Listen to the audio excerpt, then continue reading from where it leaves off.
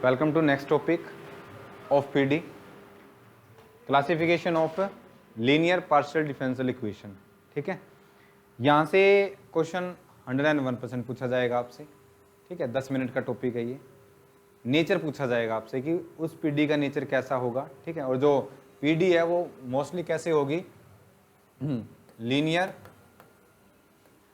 PD of second order in, या तो हो सकता है 2 वेरिएबल में हो, 2 इंडिपेंडेंट वेरिएबल में, या फिर 3 में। 3 का क्वेश्चन आ गया तो कम से कम 2 मिनट लगेगी आपकी। ठीक है, आ भी सकता है, नहीं भी आ सकता, लेकिन जो मोस्टली क्वेश्चन पूछेगा वो किस में पूछेगा, 2 डायमेंशंस में। ठीक है, second order in 2 independent variable. ठीक है, और 2 तो हमें पता ही है क्या लेके चलते हैं हम, एक तो क्या लेके चलते हैं x और दूसरा क्या लेके चलते हैं y। ठीक है, तो क्या होगा यहाँ पे, जो जनरल पीडी जिसको हम डिस्कस करने जा रहे हैं उसका जो नोटेशनल फॉर्म है वो मैं लिख रहा हूँ यहाँ पे, जिसमें अभी तक मैंने बताया। उसको हम लिखते हैं capital R R, capital S S, plus capital T T.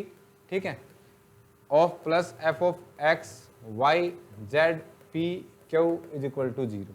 ठीक है, ये तुम्हारे पास जनरल लीनियर पीडी है सेकेंड ऑर्डर की। ठीक है, और कितने वेरिएबल में, 2 वेरिएबल में। कैसे पता लग रहा है 2 वेरिएबल में है, आप देख रहे हो ना, स्मॉल आर का मतलब क्या होता है, करली एक्स स्क्वायर। ठीक है, स्मॉल एस का क्या मतलब होता है, करली वाई स्क्वायर। स्मॉल टी का क्या मतलब होता है, करली एक्स। ठीक है,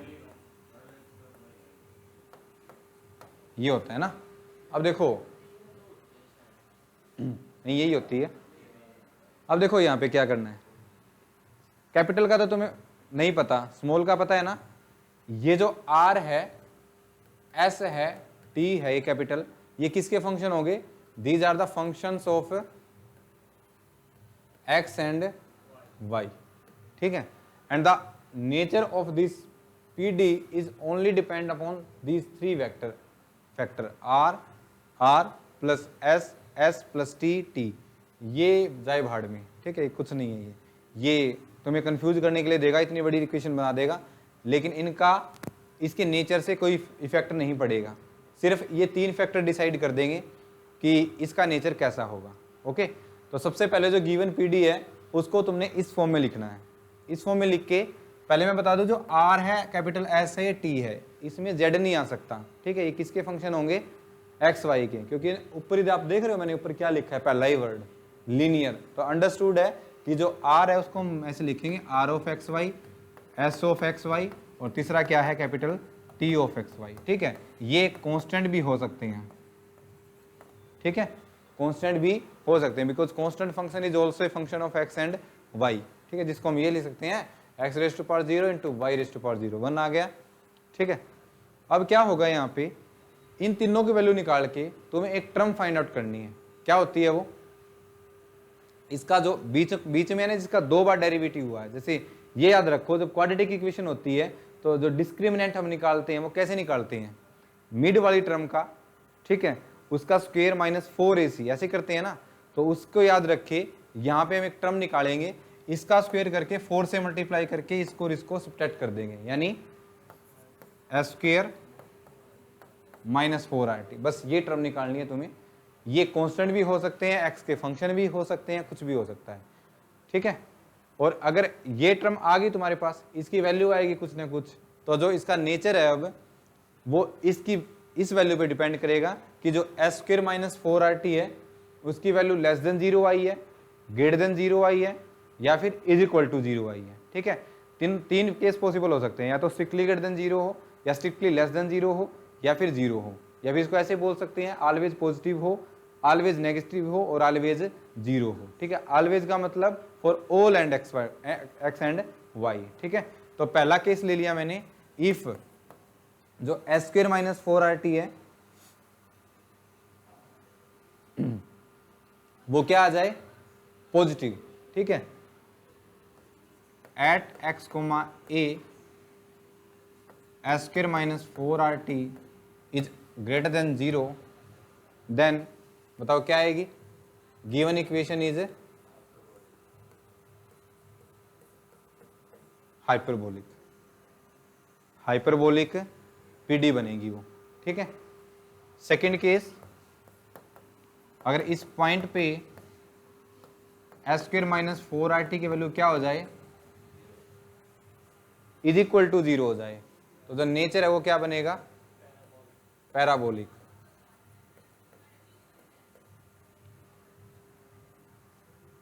ठीक है। And the third case is, अगर इस पॉइंट पे एस स्क्वायर माइनस 4RT है, उसकी वैल्यू अगर लेस देन 0 हो जाए, तो कौन सी फॉर्म बनेगी? एलिप्टिकल। ठीक है, बस ये 3 केस है। अगर यहाँ पे इंडिपेंडेंट वेरिएबल 2 है तो जस्ट तुम्हें ये वैल्यू निकालनी है एस स्क्वायर माइनस 4RT, और एक क्वेश्चन पक्का। ठीक है, जैसे फॉर एग्जाम्पल ये दे दिया मैंने क्वेश्चन,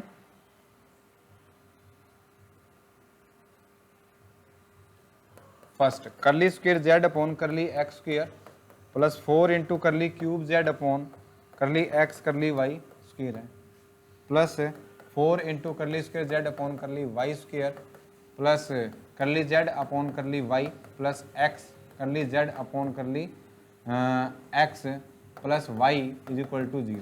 ये पीडी दे रखी है तुम्हें, ठीक है। और इसका क्या निकालना है? नेचर निकालना है। जब कांस्टेंट हो ना सबसे आसान होता है, ठीक है। जब R capital S capital T इन तीनों की वैल्यू जब कांस्टेंट होती है तब क्वेश्चन सबसे आसान माना जाता है। जब वेरिएबल होती है तो तुम्हें एक्स और वाई की वैल्यू भी देखनी होती है कि एक्स और वाई की वैल्यू क्या होगी, ठीक है, समझ रहे हो? तो बताओ यहाँ पे इसका स्क्वायर कर दो 16 माइनस यहाँ पे करेंगे 4 इंटू 4 कितना आ जाएगा? 16 कितना आ गया? 0। 0 आ रहा है ना, तो 0 आ रहा है तो कौन सा केस बनेगा? पैराबोलिक। ठीक है, एस स्क्वायर माइनस 4RT की वैल्यू कितनी आ रही है? 0। एक तो इस टाइप के क्वेश्चन हो सकते हैं कि ये भी कांस्टेंट हो, ये भी कांस्टेंट हो और ये भी कांस्टेंट हो। इसमें तो कुछ देखने की जरूरत नहीं है, माइंड में कैलकुलेशन कर लो, आंसर आ जाएगा। क्वेश्चन इस टाइप से भी दे सकता है तुम्हें वो, मान लो ये दे दिया मैंने एक्स इंटू करली आर, ठीक है, plus x square plus Y square into S plus Y into T plus P plus 2q plus X plus Y is equal to 0। ये दे दी पीडी, ठीक है।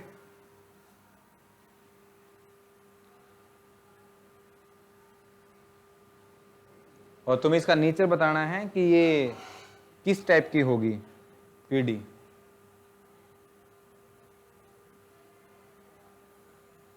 तो जब आप देखोगे यहां पे, या इसका रूट कर लो एक बार, इसका रूट कर लो, ठीक है।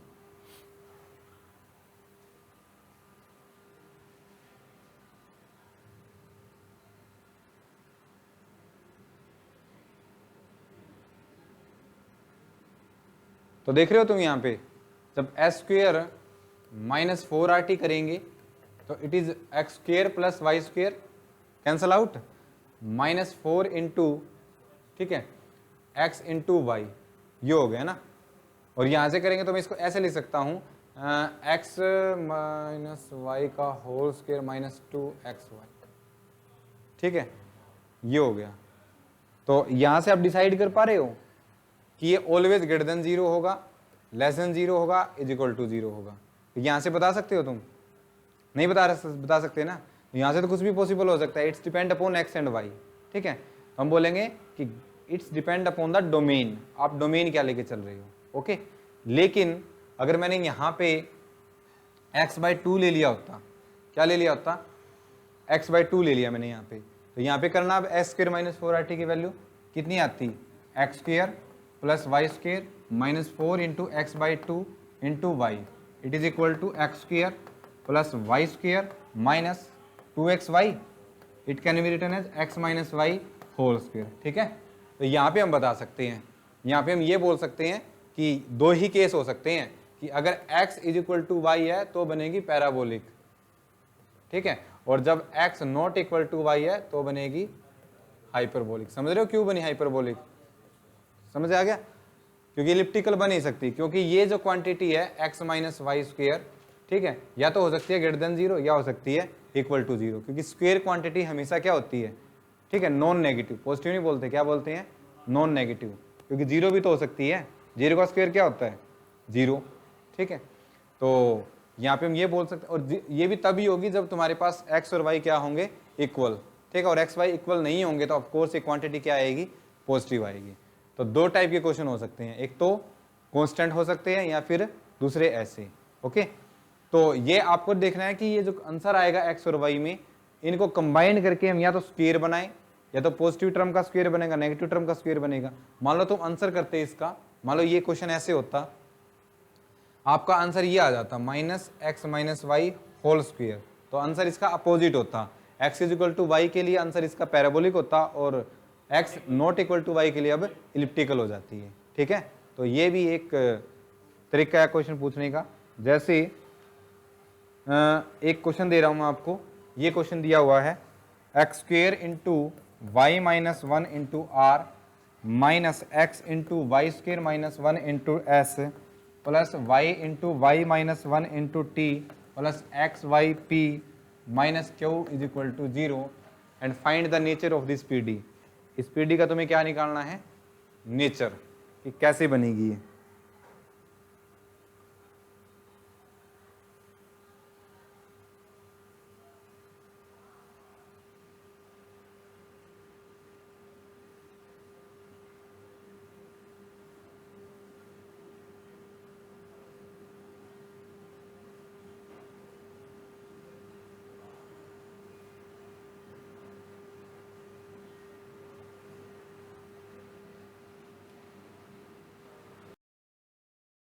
देखो यहाँ पे करेंगे तो इसका स्क्वायर करना है ना, तो ये जाएगा तुम्हारे पास x square into Y square minus one का होल स्क्वेयर, ठीक है, minus 4 into this and this, ठीक है, x square into Y minus one into Y minus one, ठीक है।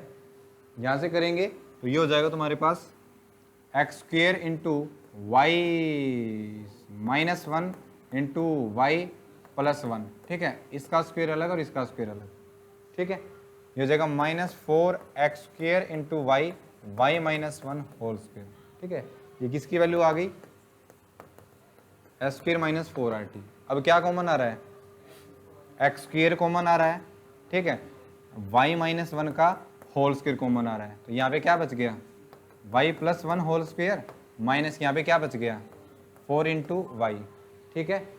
अब यहाँ पे देखो, इसको ओपन कर दे, ये तो सेम रहेगा, यहाँ पे कर दिया मैंने Y square plus one plus two Y minus 4y, ठीक है, तो ये हो जाएगा X square Y minus one square, ठीक है, और यहाँ पे हो जाएगा ये Y plus one whole square, ठीक है, वाई माइनस वन है ना, Y minus one whole square, और वही, ठीक है। तो अगर इसमें से अगर x 0 हो गया, y 1 हो गया, ठीक, y माइनस वन आ गया क्या, तो इसको और भी कंबाइन कर लो, x square into Y minus one raise to power 4। तो अगर इनमें से एक भी वैल्यू हो गई, ठीक है, either x is equal to 0 और y is equal to 0, then equation become parabolic, और if x is not equal to 0, y is not equal to then always क्या बनेगी? हाइपरबोलिक। अंजू आ गया समझ? पैराबोलिक क्यों बनी? क्योंकि x 0 हो गया तो s स्क्वायर माइनस 4RT 0, ठीक है, फिर y कुछ भी होता रहे, और अगर y 1 हो गया तो फिर x कुछ भी होता रहे, आंसर 0, तो कौन सी इक्वेशन बनेगी? पैराबोलिक। और अगर ये दोनों ही, ना तो x 0 है, ना तो ये क्वांटिटी 0 बना रहा मैं, ना ये क्वांटिटी 0, तो ऑलवेज क्या बनेगी? पॉजिटिव, ठीक है, और पॉजिटिव होती है तो क्या होती है? हाइपरबोलिक, ठीक है। कर लोगे सारे क्वेश्चन? कर लोगे? एक क्वेश्चन पूछा गया कैरेक्टरिस्टिक्स इक्वेशन का, ठीक है, इसके बाद मतलब ये तो है ही, मान लो ये क्वेश्चन ना पूछे तो, या इसके साथ साथ भी ये क्वेश्चन और पूछ सकते हैं कैरेक्टरिस्टिक्स इक्वेशन का, तो वो देखो कैसे निकालते हैं, ठीक है। यानी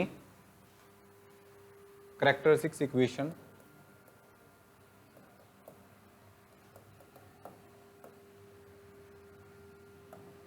and characteristics curve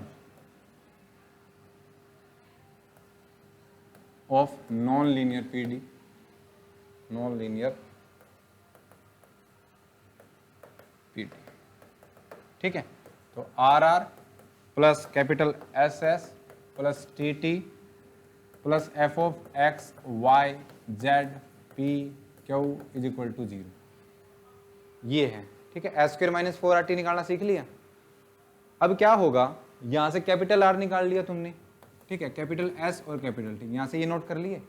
इससे कोरस्पोंडिंग एक इक्वेशन बना दो, ठीक है, लैम्डा क्वाड्रेटिक इक्वेशन बोलते हैं हम उसको, जो ऐसे होगी आर इंटू लैम्डा स्क्वायर, ठीक है, plus S into lambda plus T is equal to 0, ठीक है। इसको कौन सी इक्वेशन बोलते हैं, क्वाड्रेटिक इक्वेशन इन लैम्डा या लैम्डा क्वाड्रेटिक इक्वेशन, ठीक है। ये इक्वेशन आ जाएगी, लैम्डा की कितनी डिग्री है, तो कितने रूट आएंगे इसके, 2, तो उस 2 रूट को हमने मान लिया, एक तो लैम्डा 1 और दूसरा क्या मान लिया, लैम्डा 2। तो इसके कोरस्पोंडिंग एक ऑर्डिनरी डिफरेंशियल इक्वेशन, जिसको हम किसका नाम देंगे,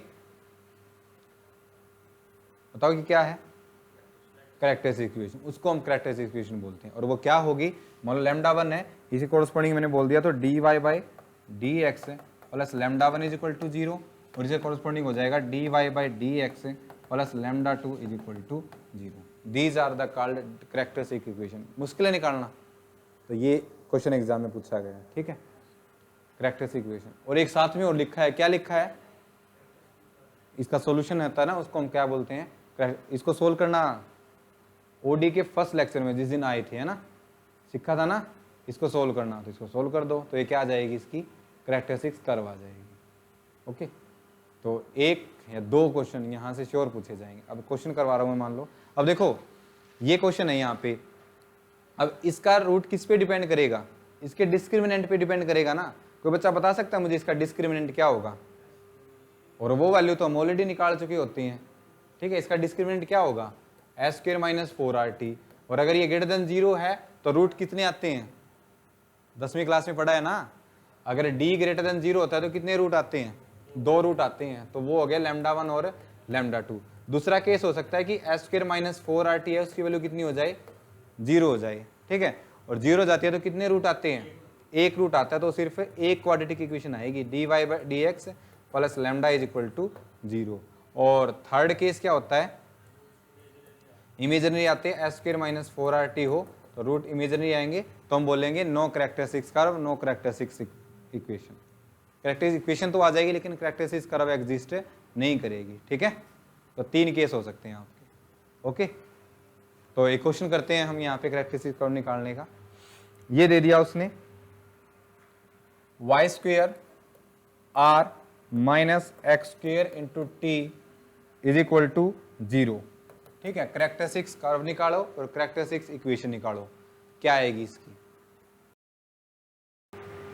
पहले तो वैल्यू लिखो, आर की वैल्यू क्या आ गई, वाई स्क्वेयर, कैपिटल एस की वैल्यू क्या आ गई, 0, और कैपिटल टी की वैल्यू माइनस एक्स स्क्वेयर, ठीक है। इक्वेशन क्या बनेगी, R lambda square plus S lambda plus T is equal to 0, है ना।